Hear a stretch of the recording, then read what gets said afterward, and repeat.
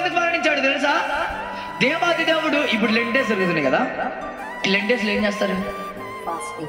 Fasting ఉంటారు. దాని తర్వాత సిలువ ధ్యానాలు చేస్తారు, ప్రార్థనలో గడుపుతారు. ఇప్పుడు ఈ సిలువ ధ్యానాలు ఎందుకు చేస్తున్నారు? సిలువను గురించి ఎక్కువ ఒక జ్ఞానం కలగడానికి. ఓకే, సిలువను గురించి ఇంకా నేను తెలుసుకోవాలని.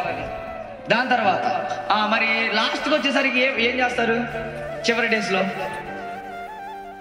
ఏం చేస్తారు? లెంట్ డేస్లో ఈస్టర్ పండగ, సిలువ వేస్తారు.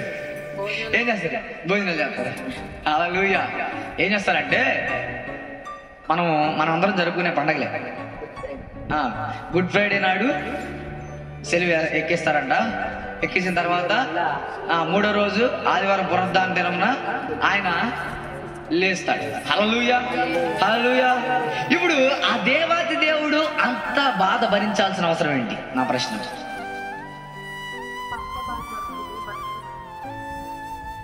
ఇందాక మాట్లాడిన మాట, దేవుడు లోకమును కాగా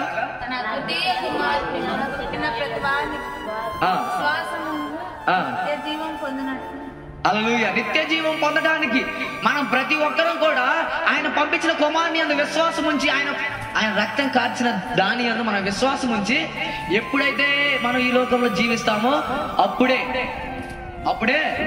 ఏం జరిగిందండి? చెప్పండి. రక్తాన్ని చూసి మనం విశ్వసించినప్పుడే రక్షణలోకి మనం నడిపిస్తాం. హల్లెలూయా.